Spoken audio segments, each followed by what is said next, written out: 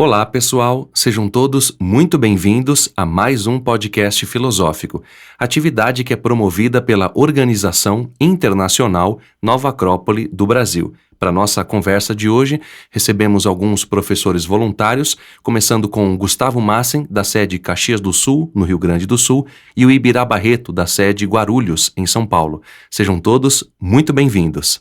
Obrigado, Danilo. É um prazer estar aqui novamente. Muito obrigado, senhores. Vamos para mais um podcast. Um prazer estar aqui. Hoje vamos conversar sobre o filme Princesa Mononoke. Naturalmente não vamos esgotar o tema, nossa ideia não é essa, e menos ainda trazer aqui verdades no sentido absoluto. Pelo contrário, nós vamos fazer como sempre fazemos, conversar, refletir e, por fim, extrair ideias que sejam úteis e, portanto, práticas para as nossas vidas. O Gustavo trouxe algo muito interessante quando conversávamos entre nós, antes de iniciarmos aqui a nossa gravação, que essa animação ela é muito importante, muito relevante para os dias atuais. E isso é digno de se ressaltar, porque quando a gente assiste Princesa Mononoke, de 1997, cuja direção é do Hayao Miyazaki, nós percebemos que a atualidade, a profundidade, a amplitude que essa animação traz, nos ensina muito até os dias de hoje. Cabe lembrar, claro, que haverá spoilers, sugerimos que assistam essa animação que é riquíssima, para que depois ouçam o nosso podcast, pois, sem dúvida, fará muito mais sentido. Para iniciarmos o nosso podcast, eu pediria a você, Gustavo, por gentileza, que fizesse a nossa tradicional sinopse. Bom, Danilo, o enredo, ele trata do período chamado período Muromachi, no Japão. Vai aí do século XIV até o século XVII, XVI, XVII, mais ou menos. Então, claro, ele tem todo um tom de fantasia, claro, e vai tratar de temas muito relacionados à cultura Shinto, né, do shintoísmo, principalmente com relação aos espíritos da floresta, chamados kamis. Então, a gente vai observar aí talvez algo bastante diferente da simbologia ocidental, por exemplo, o que é muito interessante, mas se passa nesse período e com essa simbologia. E vai começar a história com uma invasão de um demônio horrível, cheio de tentáculos, né? E um príncipe de uma aldeia chamado Ashitaka, é um príncipe Emishi, na aldeia Emishi. Ele consegue matar esse demônio antes que ele chegue à aldeia, porém ele consegue tomar o braço dele, né, e ficam marcas nesse braço, ao que a sábia da aldeia depois vai revelar a ele que o porco que estava por baixo daqueles tentáculos era um deus da floresta e tinha fugido da floresta, e por isso porque tinha sido contaminado com um pedaço de ferro, né? Ele tinha dentro da sua coraça um ferro, e o fato de ele ter sido abraçado por aqueles tentáculos revela que o demônio era na verdade o deus da fúria, e ele iria morrer de qualquer forma, né? Ele ia morrer com o tempo, né? Ele ia passar por muito sofrimento, mas ele iria morrer. E a única alternativa que ele tem é se dirigir ao oeste, onde possivelmente ia ter uma resposta ou até possivelmente uma cura muito remota para a sua condição. E aí ele vai seguir ao oeste, muito bravamente, né? Vai seguir ao oeste. Aliás, esse príncipe ele é de uma nobreza muito grande, né? A gente vai observar ao longo da história. E também como um ponto de equilíbrio, né, entre dois lados que vão se revelar ao longo da narrativa, né? E no seu caminho para o oeste ele encontra uma espécie de monge, mas um monge meio urbano, meio oportunista também, que serve ao imperador, chamado Jigo, que diz que ele poderia encontrar a resposta que ele encontra, né, para a condição dele, na floresta a oeste, onde habita um espírito. E esse espírito é conhecido por poder matar ou morrer de acordo à necessidade, né? Ou seja, ele tem o poder de vida e morte e também tem o poder de cura, consequentemente. E indo para o oeste ele se encontra com uma cidade, né? Com uma cidade chamada de Cidade de Ferro, onde essa cidade é liderada por uma uma mulher que é chamada de Lady Eboshi. E essa cidade, ao que parece, ela extrai ferro da floresta e consequentemente tem invadido o espaço florestal dessa floresta aí onde habita esse espírito. E o Ashitaka se defronta aí com essa cidade, conhece essa lady, ao que parece, ela é uma senhora muito carinhosa com os seus súditos, vamos dizer assim, né? E ela abriga nessa cidade pessoas que são párias da sociedade, como prostitutas, como leprosos, né? E que trabalham nessas edificações, né? Que são como uma siderúrgica, né? Da época.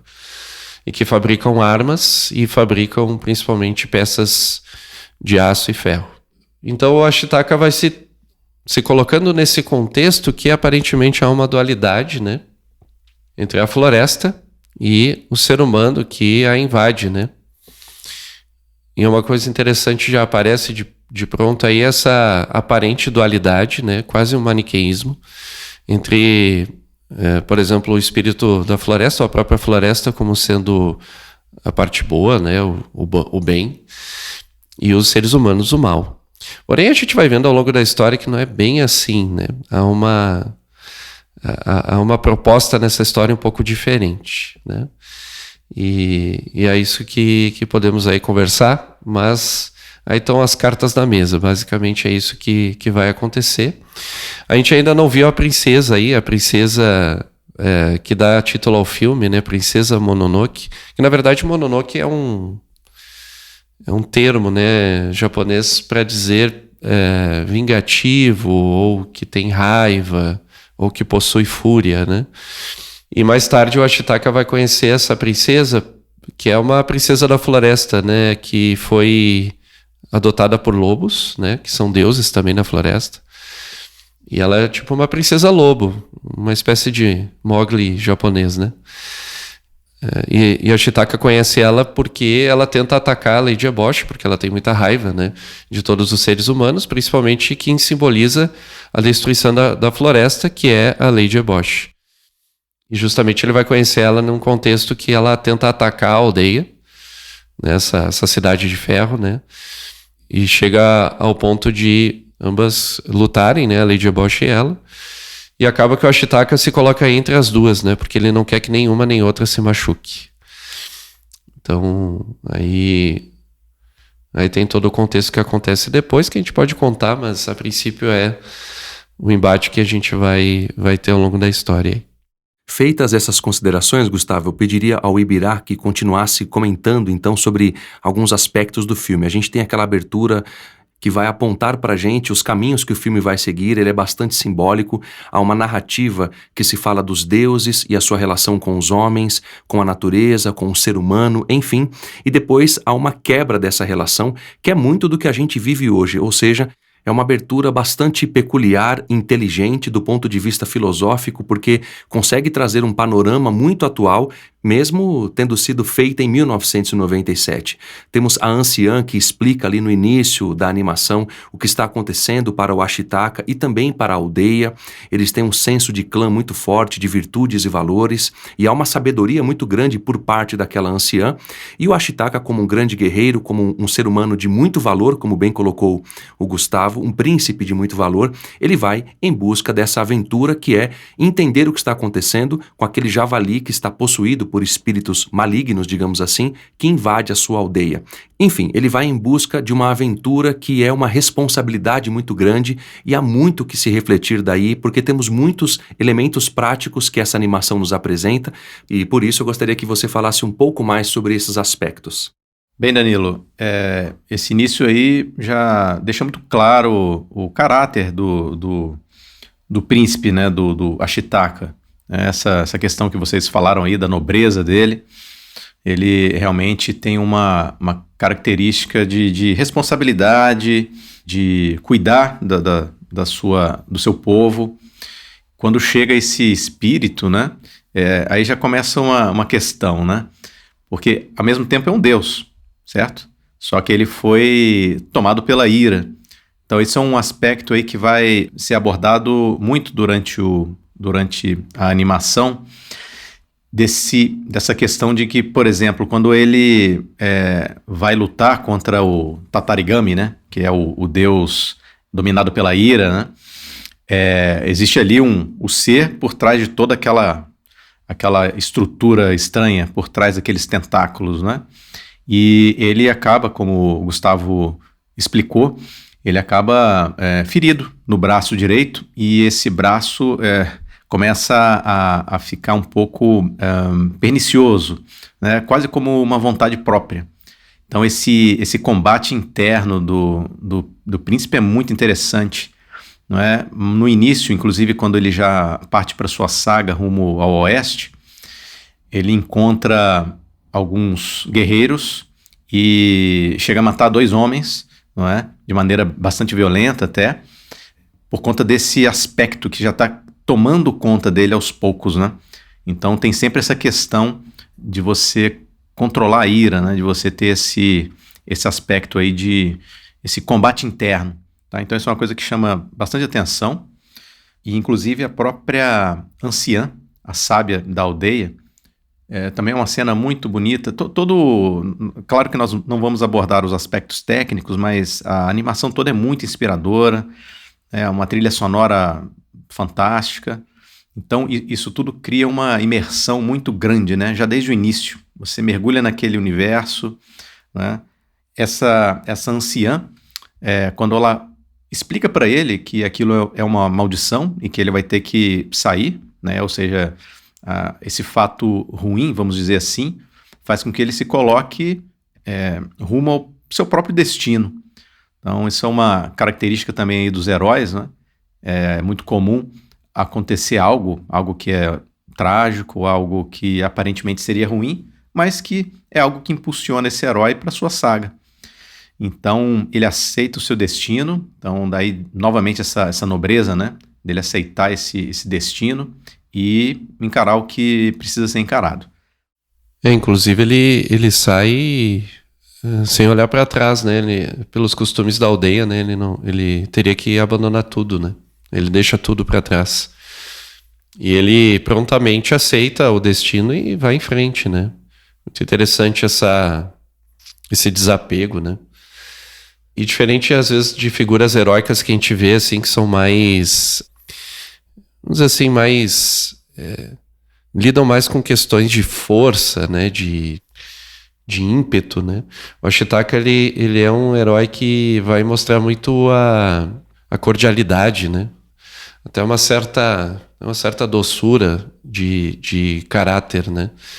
E que isso lá na frente vai ser crucial porque ele é o ponto de equilíbrio, né? Que é justamente o que é necessário para a solução dessa história, né? O equilíbrio. O fato de ele ter já se lançado mostra muito a nobreza e qual é a intenção de coração e por que aconteceu com ele também, né? Por que não com outro, né? Teria que ser ele. Ao longo do caminho mesmo, ele salva 2 homens que foram deixados para trás pelos seus próprios líderes, e ele cuida desses homens, carrega um deles, inclusive, com o seu próprio esforço. Então mostra todo esse esforço enorme dele em fazer o bem. É quase como se o bem faz parte da natureza dele, né? Ele não pode se afastar disso. Tanto que nessa cena ele consegue chegar até a floresta, né? Antes até de chegar na Cidade de Ferro, ele chega na floresta, até porque esses homens eram da Cidade de Ferro. E ele chega na floresta, ele encontra os kodamis, né? Que são aqueles espirituzinhos, né? Que ficam nas árvores, né? E ele junto com o seu antílope, né? Que cavalga, lindo, né? O Yakuru. O Yakuru, isso. Ele chega na floresta e pede licença, né? Com licença, eu posso entrar na sua floresta, né? Como se tivesse entrado na casa de alguém, né? E isso demonstra muito respeito, né? Muita cortesia com todos os seres. Tem uma ligação, né? Que nem você falou, né, Ibirá, com o bem, né? Em todos os aspectos. Nada escapa da vontade dele de fazer o bem, né? Sempre. E aí até eles conseguem, eles até dormem na floresta e no dia seguinte estão muito bem, né?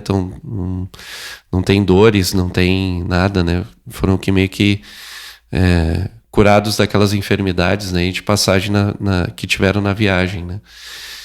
Então é muito interessante. E é legal porque quando ele chega na cidade, ele também não chega de forma hostil, né? Já achando ou pressupondo coisas, né? Ele chega como um forasteiro que precisava de um abrigo e ali permanece e vai conhecendo a realidade daquela cidade, né? Que também tem as suas necessidades, né? E vai vendo também que a realidade das pessoas que moram ali, é muito difícil também. E muitas delas ali, inclusive, foram ajudadas pela Lady Eboche porque não teriam outra oportunidade na vida. E, inclusive, devem muito a ela, né? Por ela ter proporcionado ajuda, né? Uma condição de vida melhor do que a que eles tinham antes, né?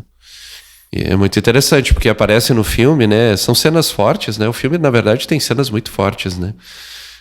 Até acho que nem recomendamos aí para o público infantil muito pequeno, porque realmente é bem forte. E aparecem cenas de pessoas com hanseníase, né? Com lepra, é bem forte mesmo, né? Então toda uma realidade, claro, também demonstra um pouco da história do próprio Japão, né? Do período.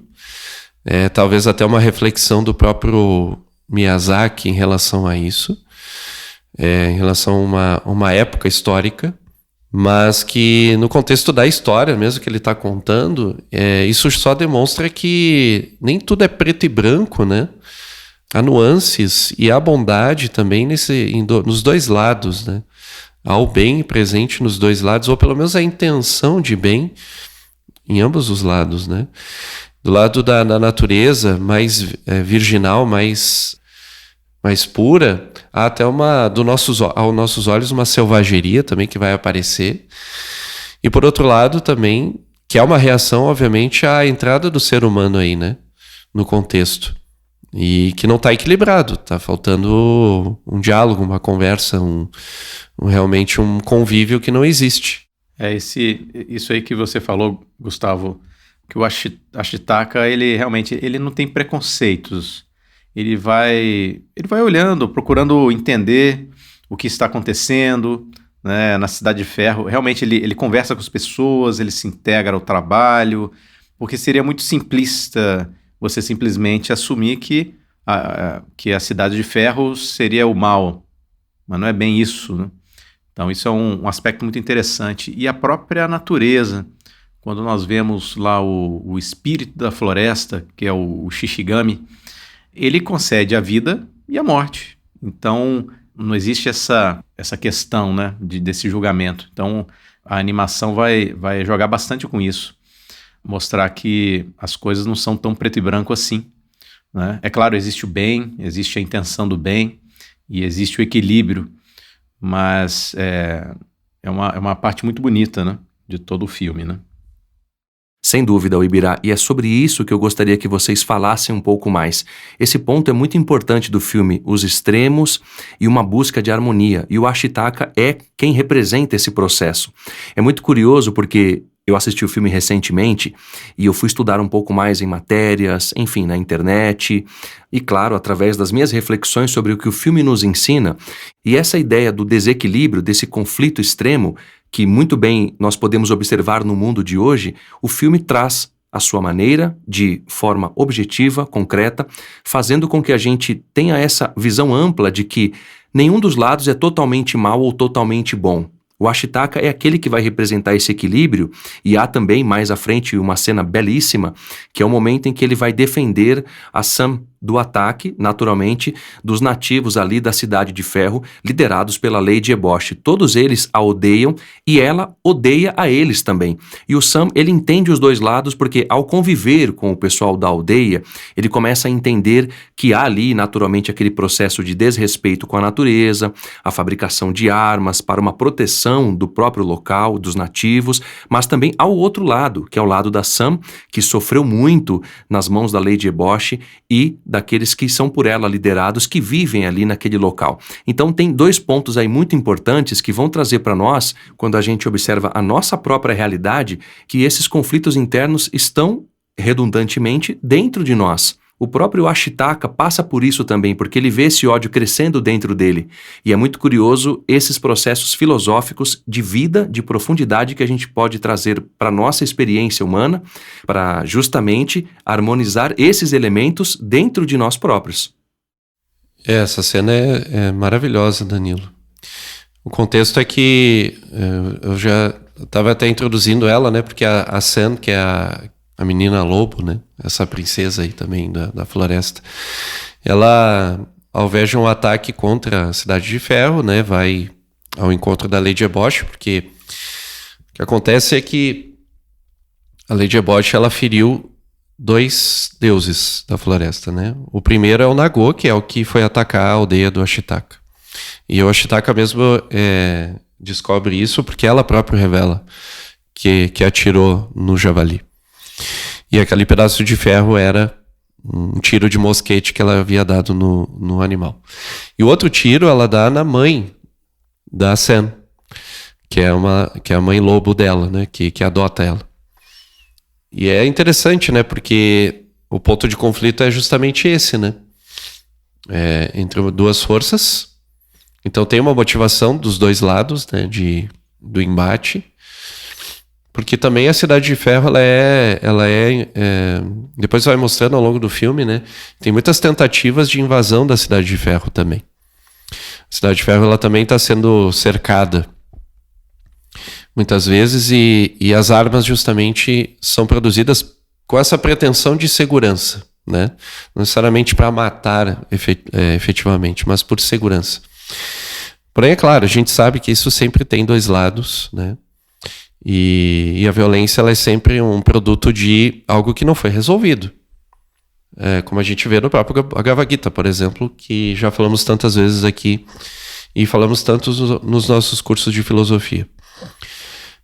Quando não resolvemos a guerra dentro de nós, né, ou seja, os conflitos que temos dentro de nós vamos levar esses conflitos para fora. E justamente é o que está acontecendo na história. Nenhum dos lados ainda viu uma solução. E o Ashitaka justamente chega como um terceiro elemento, né? Ele vem de longe. E é legal porque a simbologia sutil do filme, né? Ele vem do leste, né? Do sol nascente. Também tem algo de onde ele vem e a pureza com que ele traz também e tudo.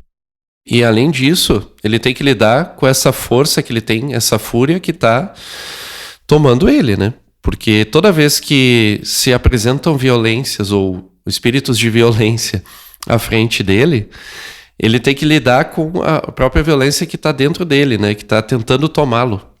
E justamente acontece algumas cenas aí nesse momento, algumas partes nesse momento que ele usa essa força. Que ele acaba usando, porque ele fica super forte. Inclusive, ele tem um poder de morte muito, muito grande quando essa força o toma. E justamente ele vai percebendo que o ponto é, nem um lado nem outro, ele tem que buscar esse equilíbrio. Ele se coloca justamente no meio das duas, e aí a Sam, ela tá desmaiada, ele vai levar ela até a floresta, né? E, inclusive, ele toma até um tiro, né, sem querer de uma das mulheres que estavam fazendo a proteção da cidade. E nada acontece com ele porque ele ainda está tomado por esse espírito de violência, né? Que é uma força. Não deixa de ser uma força. E aí ele é levado até a floresta. Ele cai, né? E aí a cena acorda e impede de ele ser morto pelos lobos, porque os lobos chegam para resgatar a Sam e logo já vão querer matá-lo, né? E a Sam diz que não era para fazer isso. E aí tem uma cena muito bonita aí também, que aí tá a nobreza desse herói, né? Porque ele vê a beleza, vê a essência, né, das pessoas, né, dos seres, né? E a natureza de cada um. E quando ele tá meio desacordado, ela olha para ele e tá prestes a apunhalá-lo, né? E ele olha para ela e diz: "Nossa, como você é bonita." E isso assusta ela, né? E impede ela de matá-lo, né? Então tem todo um contexto muito interessante aí, porque ele não é um herói violento ou que usa da violência. Ele tem que lidar com essa violência constantemente porque tá tentando tomá-lo, essa fúria. E isso tá dentro dele, mas ao mesmo tempo tá fora, tá no contexto. Então é muito interessante como, aos poucos, essa força, como a gente vê na China, né, o Yin e o Yang, que são duas forças diametralmente opostas, que só se harmonizam porque convivem, né? Vai se apresentando através da figura desse herói. Essa questão aí do Ashitaka, né? Ele não segue um lado, né? O pessoal fala, de que lado você está? E, na verdade, ele está buscando o bem. Nós temos um certo preconceito, né, hoje em dia, né, com relação ao aspecto da morte, né? Porque a vida e a morte, elas fazem parte da grande vida. Não é que a morte seja uma coisa ruim. Na verdade, em várias culturas sempre tiveram aí os deuses que representavam a destruição regeneradora, né? Ou seja, se destrói algo, né, que já está desgastado, para que possa nascer algo novo, renovado, né? Então, de certa forma, a natureza faz isso de uma forma muito, muito, muito fluida, né? Como parte de um grande ciclo, né? Como você bem disse, Gustavo, o Yin e o Yang, eles são forças que se interagem, que convivem. Então, um dos mistérios aí da manifestação é esse: o dia, a noite, a vida e morte. Então, tudo isso faz parte da grande vida, do grande ciclo, né? E o Ashitaka, ele fala mais de uma vez, né? Fala, por que humanos e a floresta não podem coexistir? Então, ele realmente acredita que pode sim coexistir, né? Realmente nos tira um pouco desse conforto de que existe o mal absoluto e o bem absoluto, né? A gente pode até conceber o bem, né, como a realização plena, mas estamos muito distantes disso, né? Como a gente vai ver até em outras histórias. Eu lembrava agora do Harry Potter, né? O bem e o mal moram dentro da gente, né? E a gente tem que lidar com essas forças, e o que nos torna bons não é isso, né? O que nos torna bons é a decisão, né? De que lado queremos seguir, para que lado queremos abraçar e seguir como evolução, né? Inclusive essa questão que se comentou aí sobre a ira, né? Que tem a violência que tem dentro dele e fora, né? É uma coisa muito curiosa, porque observando no nosso dia a dia, quando estamos assim, quando somos tomados pela ira, isso nos dá uma energia. Só que é uma espécie de aliado obscuro, por assim dizer, né? Já li um texto sobre isso, muito interessante, de que um aliado obscuro, ele vai te cobrar um preço. Então você pode lançar a mão dessa energia para resolver algo, mas não é um bom caminho, né? Nós deveríamos, por exemplo, às vezes a ira surge por uma questão de busca da justiça, né? Quando você vê uma injustiça, pode se ativar um pouco disso, mas temos que tomar cuidado, porque o próprio Ashitaka se vê diante de uma situação em que ele poderia matar, né, a própria Lady Eboshi, mas aí ele fala que se ele fizesse isso, a ira tomaria conta dele, né? Então ele não se permite seguir por esse caminho, né? Porque esses aliados, eles geralmente nos cobram preços, né? E é muito curioso porque no nosso próprio dia a dia, às vezes utilizamos a ira como uma espécie de doping, né? Que faz com que nós esqueçamos a nossa própria responsabilidade a respeito das coisas, né? Então, se você está indo para o trabalho, está no trânsito e, de repente, você considera os outros lentos e dirigindo mal, etc., né? Então, você fica irritado. Mas, na verdade, não é essa a questão. A questão é que você tem que sair mais cedo. Então, você está se distraindo da verdade, né? Então, a ira, às vezes, pode fazer com que você deixe de enxergar de maneira objetiva as coisas e enxergar a sua responsabilidade, né? Aspecto interessante aí. São como forças cegas, que falta o conteúdo consciente ali, né? Falta o elemento consciente que faz com que tenha direção e sentido. E que muitas vezes só usar essas forças sem a nossa vontade colocada ali, né? Como a vontade que transcende os instintos, né? É mais difícil. É muito difícil a gente conseguir chegar nesse ponto, mas é necessário, porque... E já que o tema é equilíbrio, a gente está falando de harmonia e equilíbrio aqui. A harmonia e equilíbrio, ela surge do desequilíbrio. Surge de opostos, né? Que se harmonizam. Que chega a um ponto que consegue gerar um movimento que não seja violento. Que consiga ter um propósito e sentido. Mas para isso precisa de um elemento a mais do que propriamente os dois. Precisa ter algo mais que queira isso, que traga isso pela sua vontade. E a gente poderia até trazer que é um elemento espiritual no sentido que é invisível, não está aparente. Ele se manifesta através da dualidade, mas ele em si não aparece, né? Como que um elemento que está antes, é uma causa, e ele também é o fim, a finalidade. Sem dúvida, Gustavo, e só pegando um gancho nesses pontos que vocês trouxeram, o Ibirá lembrou bem dos aliados sombrios que todo ser humano tem. Quando a gente não observa a nossa parte luminosa, a gente pode cair no ódio, que é o que vai acontecendo com a Sam. Ou seja, pouco a pouco ela vai nutrindo um ódio extremado pela Lady Eboche e pelos seres humanos, por consequência. É como aquele filme Instinto também tem esse elemento trazido na história em que o Anthony Hopkins mora junto com os animais no mato e os defende a todo custo. É curioso porque a gente vai perdendo o lado humano e é o que o filme nos mostra para que a gente não deixe acontecer. E nesse caso nós temos aquele elemento equilibrador, balanceador, que é o Ashitaka, que vai lutar contra isso, inclusive dentro dele mesmo, fazendo com que essa harmonia prevaleça, com que nenhum ódio extremado seja levado à sua ação concreta. Isso é muito interessante porque ele luta consigo próprio primeiro para depois dar o exemplo. Isso é muito belo de se ver no filme.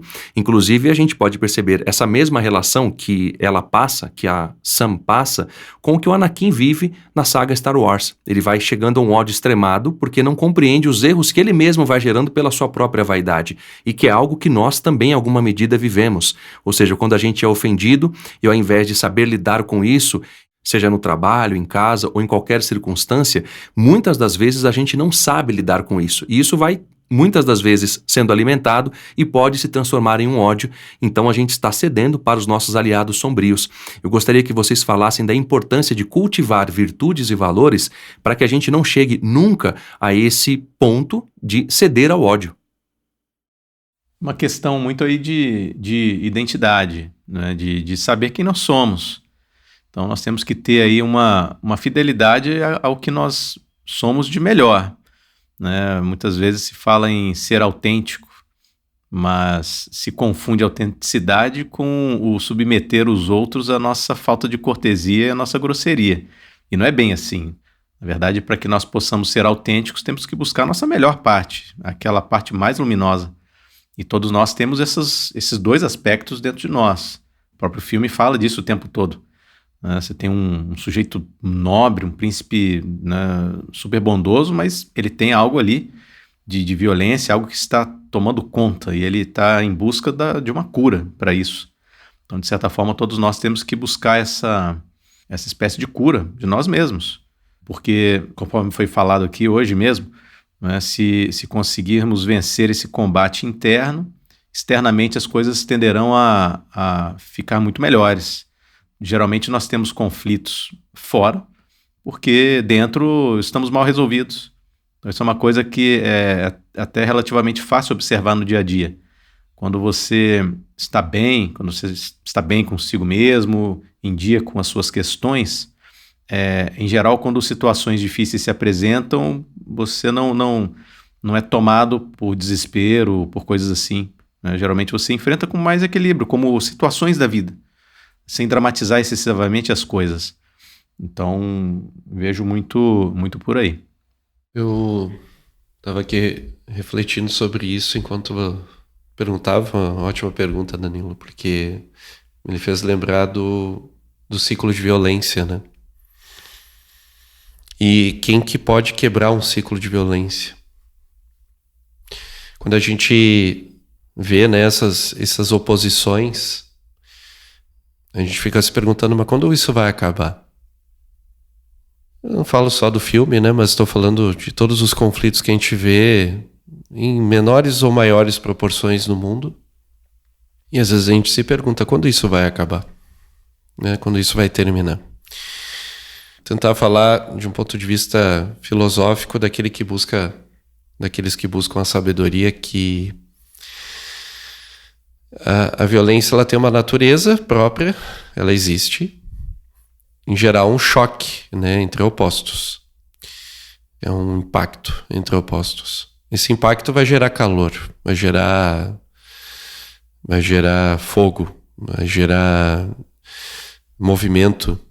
Esse movimento, a princípio, pode ser bastante descontrolado, né? Como um incêndio que vai alastrando tudo, vai devastando e destruindo tudo.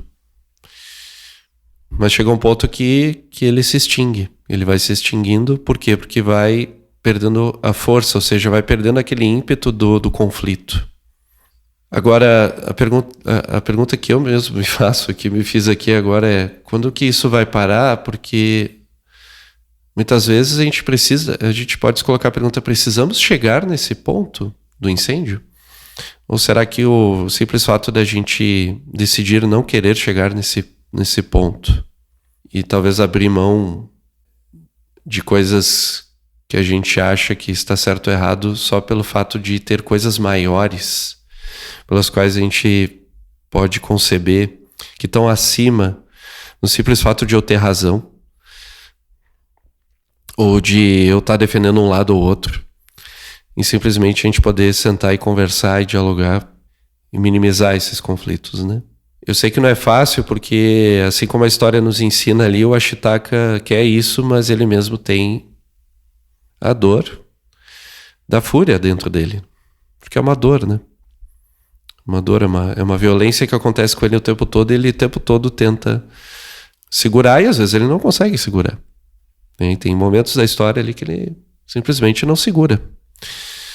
É muito forte, né?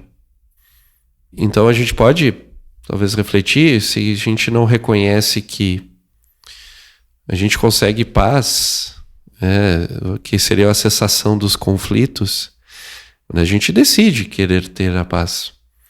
Porque às vezes a gente tem que estar no incêndio. Parece que a gente tem que estar no incêndio para entender que precisa extinguir, né? Precisa parar com essa devastação e essa destruição. Parece que precisa viver a experiência, né? Porque ainda não está consciente dela. Então esse impacto muitas vezes pode gerar a própria oportunidade consciente, né, de gerar a consciência. Porque ali não há indiferença, eu não consigo ficar indiferente ao que está acontecendo, né? Porque é muito impactante, tem força. E é uma questão a ser resolvida. Assim como é na história entre a floresta e a humanidade. Precisa ter uma solução. No caso da história, a solução vai a um extremo, né? É o extremo da destruição, né? Porque o conflito dos dois lados vai esquentando, os lados vão sendo tomados pela ira, né?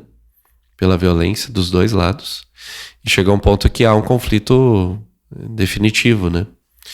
E é interessante que esse conflito na história vai aparecer e vai ser alimentado por um elemento que está ali como que contornando ali, né? Mas quase não aparece, e vai tomando proporções e tem a ver com a ambição, né? Com a vaidade, a ambição.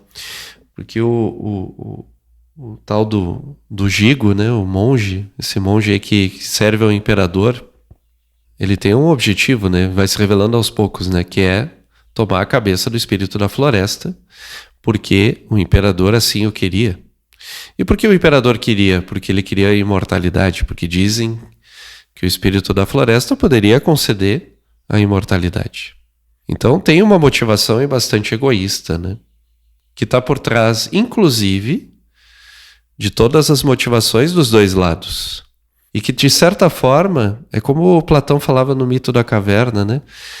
Existem as sombras no fundo da caverna, mas quem que projeta essas sombras, né? Você coloca essa reflexão, quem é que está mexendo para que o conflito aconteça, para que justamente aconteça algo que tenha motivações ainda mais escusas, né? É de se pensar, né? E muitas vezes a gente está em conflito porque tem coisas por trás acontecendo e a gente nem sabe, e que estão motivando a nossa própria fúria, a nossa própria ira. E que a gente poderia resolver se a gente pudesse se conhecer um pouquinho mais. Se conhecer um pouquinho mais e resolver as questões dentro de nós mesmos, né? Esse monge realmente ele é bem oportunista, ele é meio insidioso, né? Realmente, ele não se mostra muito. É como se fosse mesmo, né, Gustavo, esses manipuladores de fantoche aí do mito da caverna. Alguém está fazendo, alguém está... E se você não sabe quem você é, se você não tá bem atento, né, você entra na conversa, né? Isso é uma coisa que acontece muito, principalmente nos nossos dias, né, com muitos tipos de fanatismo, né? Que na verdade é a perda da identidade do ser humano, né? Ele simplesmente passa a comprar algo que não é dele. Muito foi falado de relevante, muitas reflexões para cada um de nós. Foi uma excelente conversa, porém temos que chegar ao fim. É uma animação riquíssima que poderíamos ficar aqui muito mais tempo falando sobre inúmeros aspectos, mas não é o caso, a gente não vai esgotar o tema e também não devemos ser aqui prolixos, não é? É importante que a gente, através disso tudo que foi trazido, reflitamos um pouco mais para levar para as nossas vidas. Eu fui me lembrando de várias cenas do filme e fazendo inúmeras relações enquanto vocês falavam, e nesse encerramento eu gostaria que vocês trouxessem essa ideia central que o filme apresenta, que é de uma unidade, de uma harmonia, de uma reunião, de uma forma de vida que nos aproxime mais de maneira natural da própria natureza, da vida, de Deus. E isso me lembra a frase de Helena Blavatsky, a grande sábia russa, que dizia que nós, ao trabalharmos para a natureza, cooperarmos com ela, ela cooperará conosco também. E me lembrou muito aquela cena que o Gustavo trouxe quando o Ashitaka entra na floresta, que ele pede licença. É muito curioso porque quando a gente vai até a casa de alguém, a gente deveria ter a mesma atitude cerimonial de respeito, ou seja, de você entrar com cuidado, com carinho, com cortesia, que é o mesmo que ele faz. E essa animação nos ensina tantas coisas belíssimas que, para a nossa vida, é algo que, se colocarmos em ação, pouco a pouco, paulatinamente, a gente vai aprendendo muito mais do que o Hayao Miyazaki nos quis ensinar através dessa animação. Então, na mensagem final, eu gostaria que vocês falassem dessa ideia de generosidade para com a natureza, de cada um de nós travarmos essa batalha interna, de que não há extremos entre um lado e o outro, sempre há alguma razão e a gente precisa ponderar isso porque o mundo está se afundando num caos em que o egoísmo toma conta, parece que é algo bom, mas na verdade não é, porque é um vício, é um defeito, e nós temos entrado em combate cada vez maiores, porque, como bem lembrou o Gustavo, nós não temos dado a verdadeira batalha, que é contra o nosso próprio egoísmo e a nossa própria parte sombria. Bem, Danilo, para além de tudo que nós comentamos aqui hoje, além dessa ideia do equilíbrio, não é, a nobreza do príncipe, a questão da violência, eu vejo muito esse aspecto da nossa relação com a natureza. Dentre todas as mensagens que possui esse filme, uma que eu acho muito relevante é quando a Lady Eboshi decepa a cabeça do Shishigami. Ele se converte em uma espécie de... como se fosse um monstro, né? Que começa a absorver toda a vida que está ao redor. Ele começa a procurar pela sua cabeça, e isso é uma força de reação tremenda. Basicamente, é o que nós fazemos hoje em dia, quando nós começamos a olhar a natureza como uma espécie de recurso, não como a nossa grande mãe, né, a Mãe Terra. Então, nós perdemos esse sentido de respeito. É lógico que isso vai gerar uma reação. Isso está presente em muitas culturas também. Lembro agora, por exemplo, do mito de Atlântida. Nada mais, nada menos que foi isso. Eles se tornaram vaidosos, né? Começaram a obter poderes muito acima da sua capacidade moral, certo? Porque o poder em si não é um problema, né? O problema é a capacidade moral de conduzi-lo para algo benéfico. Quando ela faz isso, é simbólico, porque na verdade já temos feito isso, não é? Com a indústria, com coisas assim. E por outro lado, existe, claro, o equilíbrio, né? Nós também temos que saber que a sociedade, as cidades, elas vão se desenvolvendo, né? Então, uma questão aí ecológica, né? Existe o meio ambiente, todos os aspectos têm que ser equilibrados, né? Não adianta você simplesmente pender totalmente para um lado ou para o outro, né? Certa vez eu conversei com um conhecido, né, que trabalhou na Secretaria de Meio Ambiente aqui da cidade, e ele falou que foi um insight que ele teve, né? Que não adianta simplesmente você pender para um lado, né? Você tem que considerar tudo, né? Tem que considerar tudo, né, para atingir um equilíbrio, né, uma harmonização. Eu diria que uma das grandes mensagens é essa, né? De que o espírito, a natureza, ela vai reagir de alguma forma. Quando o Shishigami recupera a sua cabeça, de repente toda aquela vida que estava dentro dele retorna. A princesa, ela fala assim, puxa, mas não é mais a floresta do Shishigami, não é mais a mesma floresta, porque o Shishigami morreu, né? O Ashitaka fala com ela assim, que o Shishigami não pode morrer, ele é a própria vida, ele é vida e morte. Então é uma mensagem muito bonita, né? Muito, muito tocante, de que as coisas vão se transformando, né? Cabe a nós compreender um pouco disso, né? E nos reintegrar à natureza. Sim, vamos desenvolver as nossas sociedades, mas é necessária essa harmonia. Você falando agora, Ibira, eu estava me dando conta que o espírito da floresta, né, quando ele morre, né, não é que ele morre, é um novo ciclo, né? Se inicia ali um novo ciclo, que é o ciclo da vida, que é uma vida só. Fim das contas, vida e morte é vida, né? É vida no aspecto mais profundo. São só dois lados, duas faces, né? Realmente esse filme, né? Ele tem muitas mais coisas que a gente poderia aqui discorrer. E conforme a gente foi conversando aqui, mais coisas vieram, porque assim são as boas obras, né? Quanto mais a gente se esmiuça sobre ela, mais aspectos a gente vai trazendo, mais profundidade. E claro, ele coloca uma reflexão que para nós é muito atual, né? Muito atual, já há muito tempo, mas que é um período que a gente está vivendo da nossa história que a gente está com essa questão em xeque, né? Qual é o real equilíbrio que a gente precisa buscar enquanto humanidade? A natureza, porque nós fazemos parte da natureza, né? Não há divisão, né? Não há separação. E se a gente é um agente que causa ou que está causando desequilíbrio, bom, nós somos os próprios que podem provocar o equilíbrio, né? Porque, afinal de contas, nós temos a capacidade inteligente de buscar soluções, né? A natureza, o mundo natural, ele tem os seus mecanismos. O mecanismo humano é a inteligência.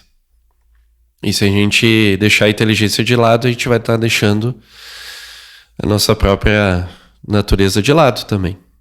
O que é próprio do ser humano. Como diria Marco Aurélio, o que é próprio do ser humano, né?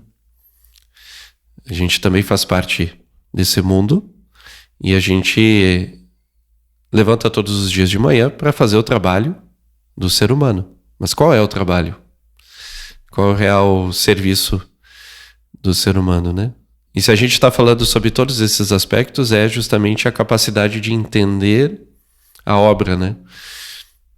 De tomar consciência da própria obra, de ver o quão bela ela é e o quanto a gente pode usá-la não para nosso bel prazer, mas para transformá-la ainda em algo melhor. Transformá-la em algo ainda mais belo. porque colocamos os olhos sobre os fenômenos que acontecem, achamos maravilhosos, achamos lindos, e por isso não queremos destruí-los, queremos integrá-los na nossa própria existência e na nossa própria evolução. Eu entendo que não é uma tarefa fácil. Às vezes a gente fica se perguntando o que a gente individualmente pode fazer, mas na história que é uma história de uma animação, tem aí algo de que o indivíduo consegue transformar algo, consegue iniciar uma transformação, porque começa em si próprio.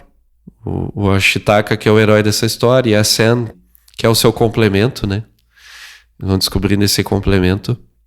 Eles são a prova viva que é possível fazer esse equilíbrio, transformar algo desequilibrado em algo equilibrado. Porque eles fizeram isso dentro deles. Ao longo da história, o Ashitaka consegue a sua cura e a Sen consegue o entendimento da sua própria natureza humana.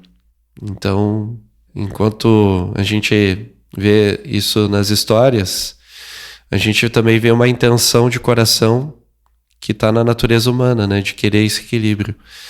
Não é só porque um autor escreveu uma história que poderia não fazer sentido para nós, mas se faz é porque toca, né? E porque a gente, de alguma forma, quer isso.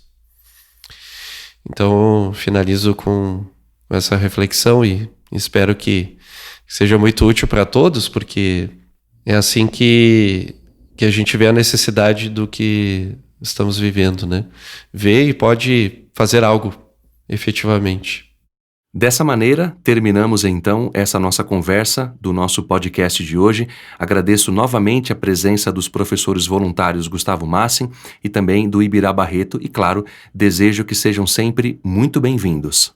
Muito obrigado, Danilo. Obrigado aí, Gustavo. Sempre um prazer estar aqui. E vamos para os próximos. Um forte abraço. Muito obrigado, pessoal. Obrigado aos ouvintes, Danilo, o Ibirá. Sempre um prazer poder gravar esses podcasts e poder transmitir um pouquinho daquilo que a gente vive com a filosofia, que é sempre maravilhoso e sempre alinhado com a natureza, com o universo e conosco mesmos. Sem dúvida, Gustavo.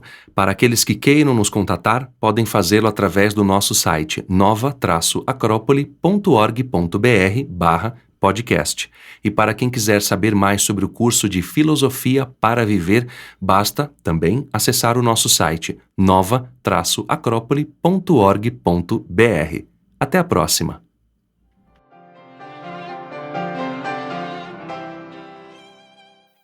A trilha deste podcast é de autoria de Claude Debussy e chama-se Allegro Vivo, Sonata para Violino e Piano.